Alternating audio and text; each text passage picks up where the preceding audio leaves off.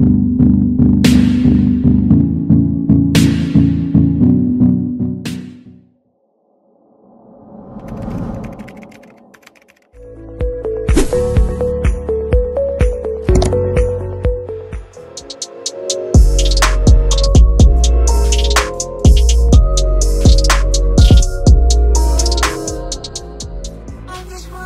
what up everybody, it's your boy here, MC, and welcome back to Swahili Nation, Swahili to the world. Guys, if you're new to this family, you all know what to do. Subscribe, turn on the notification button, and follow your boy on social media. I go by the name Mika Tavala and official Swahili Nation. Stay connected with that. Guys, as you can see today, I'm coming back to do reaction on Wode Maya's video. Most of you might be asking, why are you doing reaction on Wode Maya's video? Let me say this. This guy right here, he's having an amazing content about Africa, and doing reaction on video like this, not just for the people of Somali, but everyone looking at this video, how a young Somali became a millionaire without formal education. This is gonna motivate a lot of young folks out there, you know what I'm saying, to know that, you know what, I can achieve my dream. It doesn't matter whether I've been to school or I haven't been to school, but I can still achieve my dream. And that's why I'm coming to do reaction on videos like this. So shout out to Wode Maya for always having this amazing content from Africa. And today we are going all the way to where? Somalia. That's amazing right there. So without further ado, I'd love to teach you guys a little bit of Swahili and then we'll continue. Swahili word for today is education. Education in Swahili is elim. Elim. So I will teach you this one. We say education is the key of life. Elim ni ufunguo wa maisha. Elim ni ufunguo wa maisha. Alright, without wasting time, guys, just gonna jump right away. Appreciate Wode Maya for allowing me reacting to your videos. I don't take that for granted, but I really appreciate your kindness. All right, let's. My age of teenager age, and I left when I was pretty young. I was literally 19 years old. I had to choose between two: formal education, which was a basic, high school, primary, whatever you call it, degree, or I had to find a shortcut way. You didn't attend not really classroom. You don't have classmates. Never in my life. I have a lot of friends in business in life, but not classmates.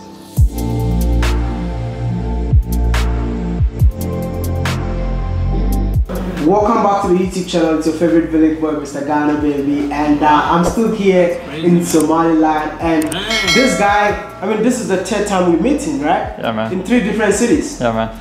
Where did I meet you? We met in Juba. First time in Juba. Yeah.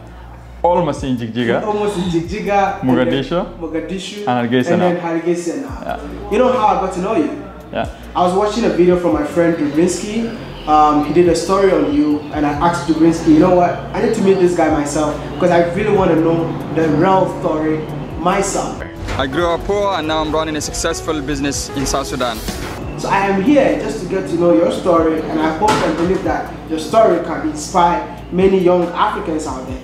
Bishop, were you born and raised in Somalia? I was born in Somalia and raised in Somalia and left. Which part of Somalia? Part of Kenya border, where I grew up in my age of teenager age, and I left when I was pretty young. And of course, the opportunity was very limited back home.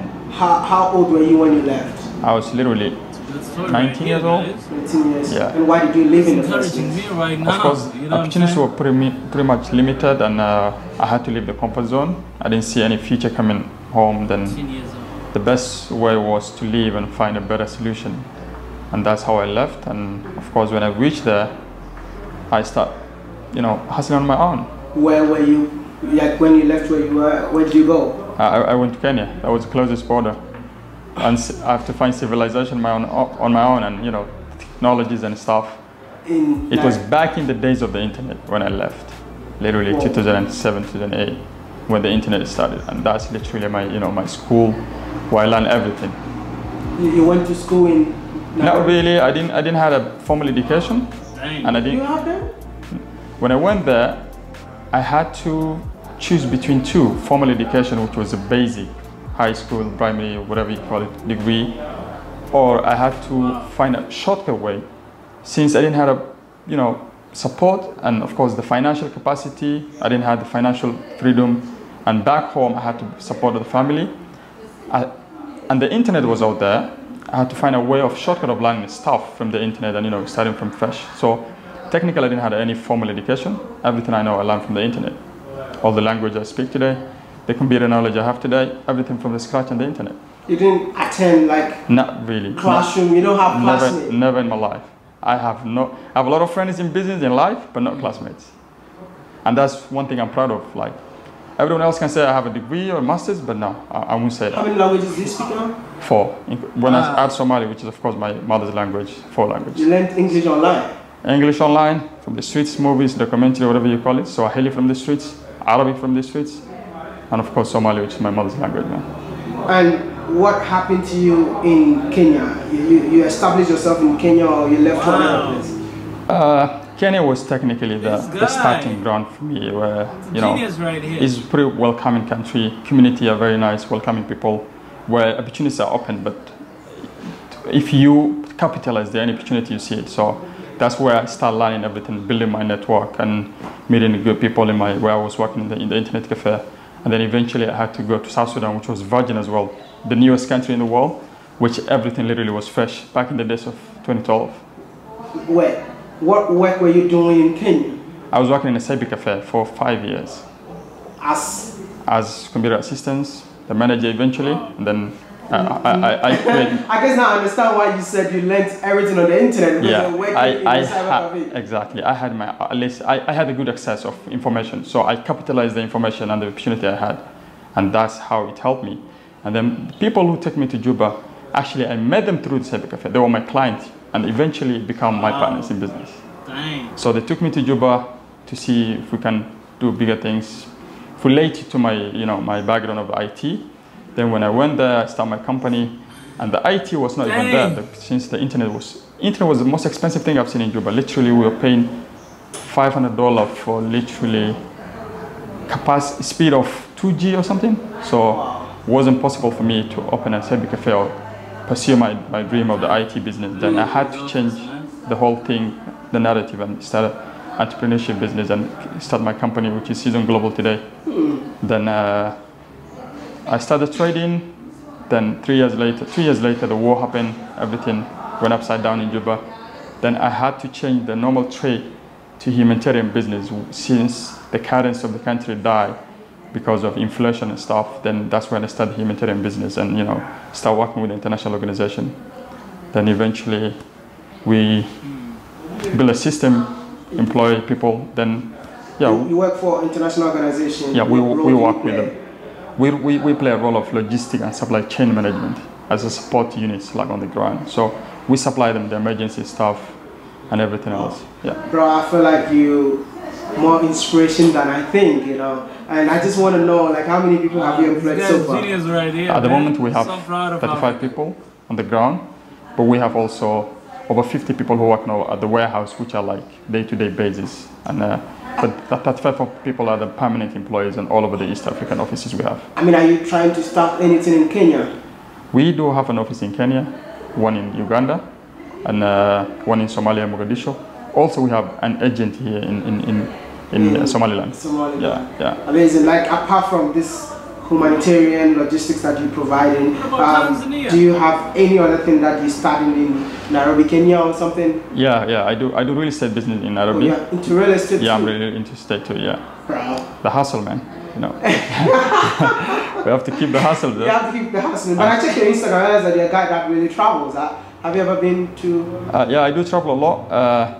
Technically, one of the major things helped me to be where I am today also is travels and seeing the world and, learning a lot from overseas and bringing back the ideas back home. I've been to 43 countries and I have a little side hustle dream of visiting every country in the world. Thanks to Corona, but I could be in 100 countries now. And of course, I'm stuck today because of my COVID tests and everything else. But the travel world became challenging, but I really learned a lot from traveling. And I'm 40 plus countries now, and I really want to try. It doesn't matter how long it takes me, but I'll try to visit every country in the world. I would say that you're one of the people that we proud to call made in Africa product. You're actually a made in Africa product. Do you know that? Thank you so much, man. I appreciate it, man. Do you say that there are opportunities in Africa? Wow. Opportunities are a lot, but the challenge we have in our people, I'm gonna tell you one.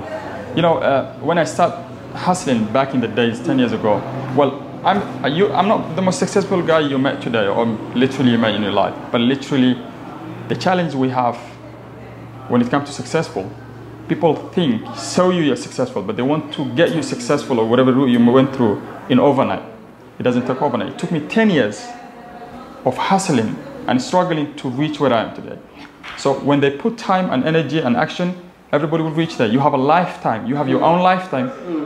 The whole, like, your entire life to reach or destination or become successful. You don't have a days or two just to boom. And the other challenge we have here, like people when they get opportunity, they don't capitalize because of most of people, they don't differentize and don't know how to make decision between their pride and their problem. Sometimes you're gonna have to choose between your pride and your problem. When you put your pride aside, any job you get, it doesn't matter what background is or how it look like and how people will talk about the job.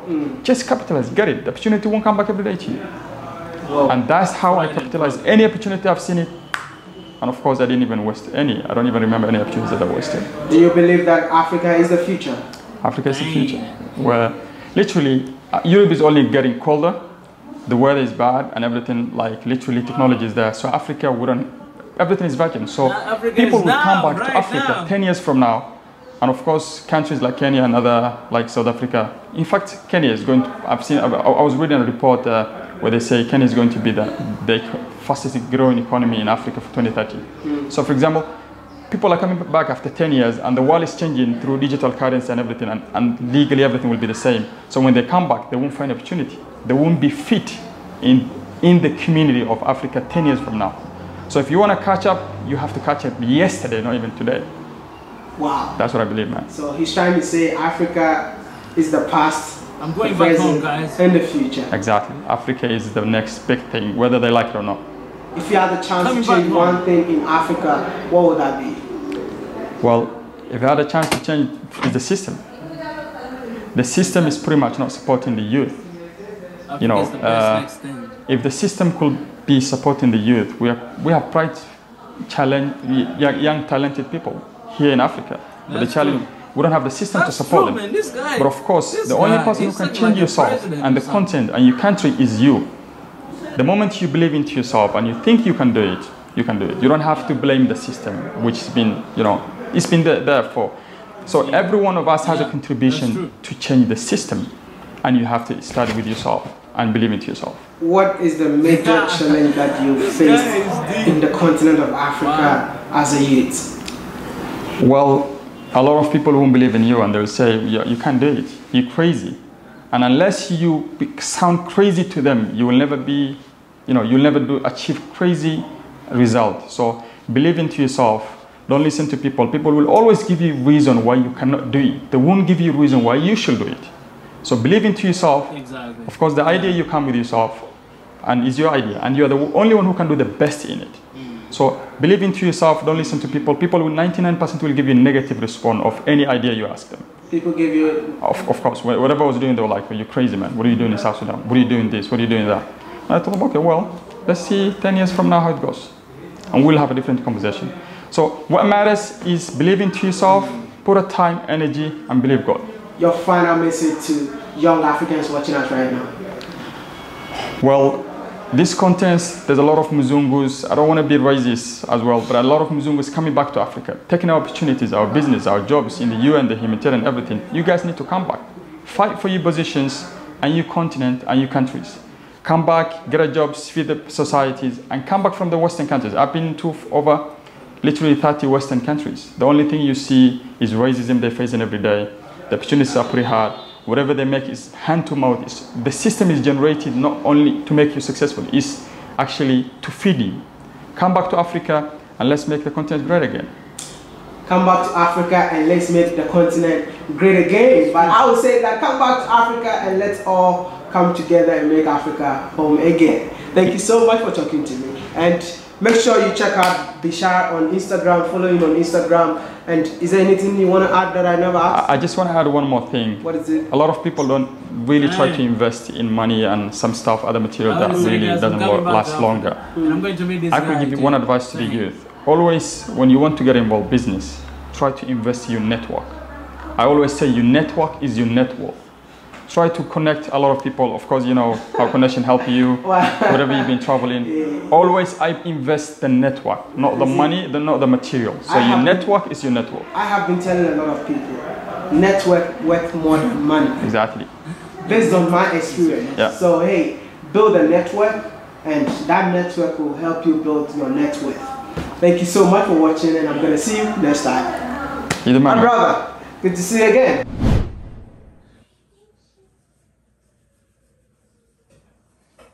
Damn, this is good, man. Come on. One of the best videos right here, man. I'm glad I did reaction to this.